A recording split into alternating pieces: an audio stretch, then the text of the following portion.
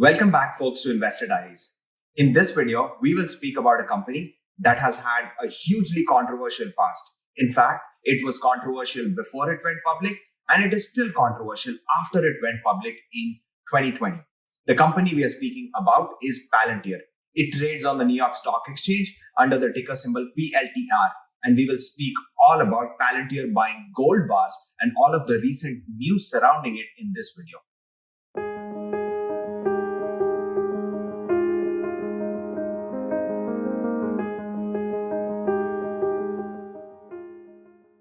So recently, we have seen a lot of companies acquire diversified assets on their balance sheet.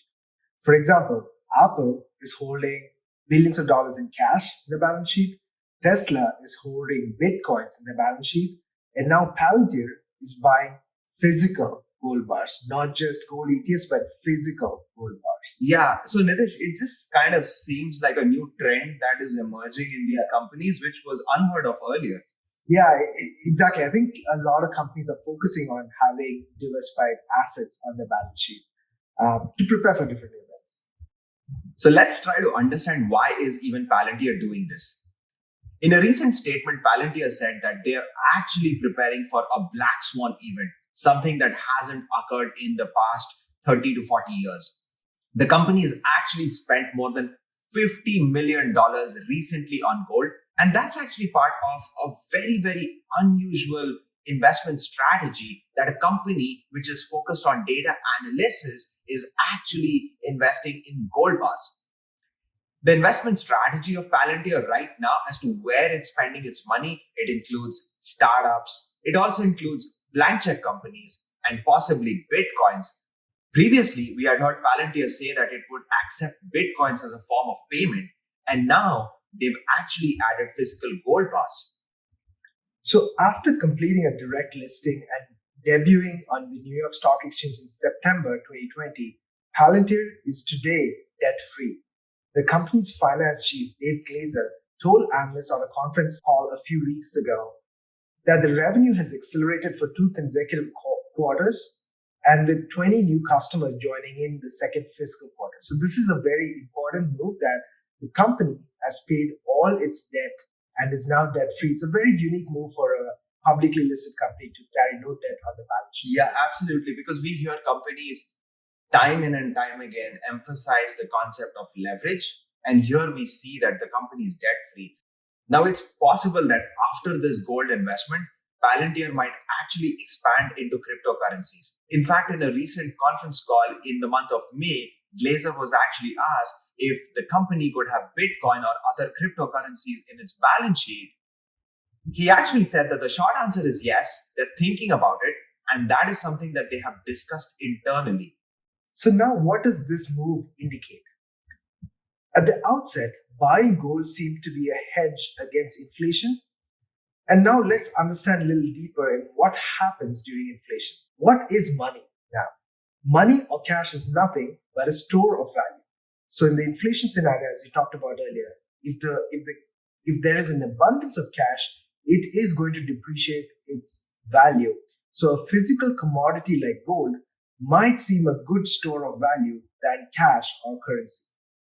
So as you mentioned, Nitish, right now, that Palantir has actually paid its debt in full. So it currently has zero debt in its balance sheet, which is also very, very strange for a publicly listed company. And my perspective is that if the company was actually concerned about inflation, then it actually makes sense to carry debt on its balance sheet and then pay off the debt when the inflation actually hits an all-time high.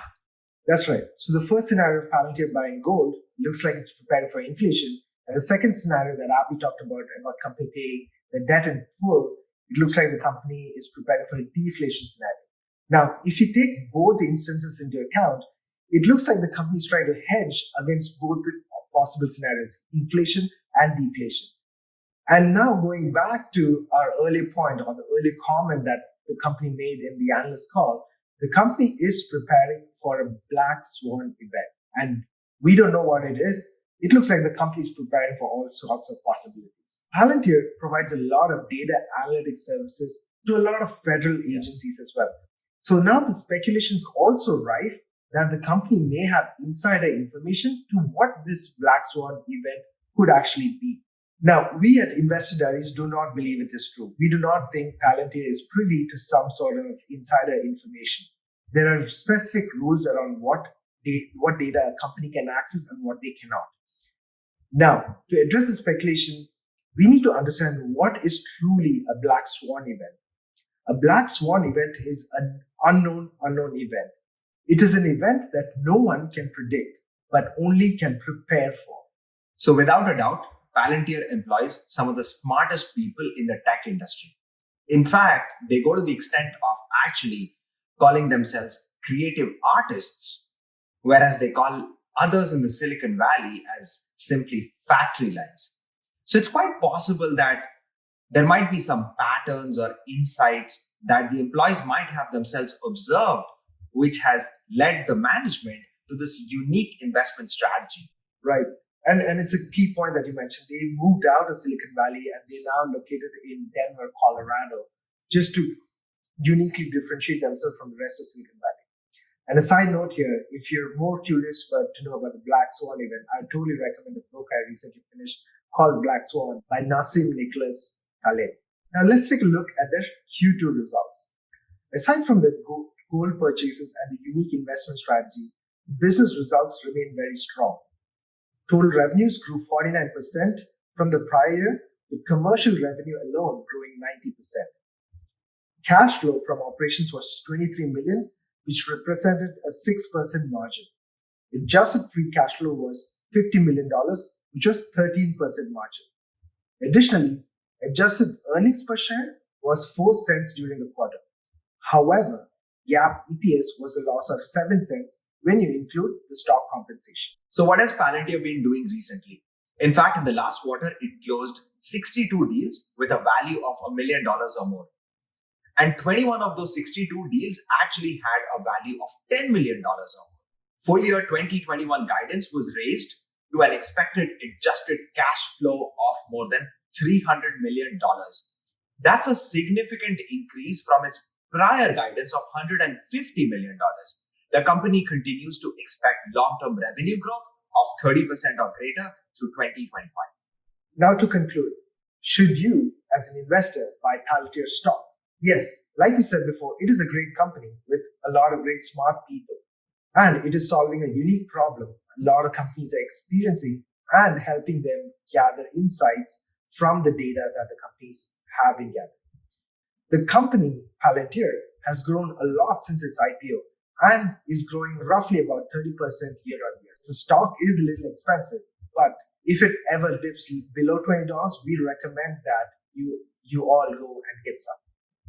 In the long term, this company is going to do well, and this company is going to give the investors a lot of great dividends. So that's our recommendation, folks. On the other question, should you as an investor buy physical gold right away? We at Investor Diaries do not recommend the same.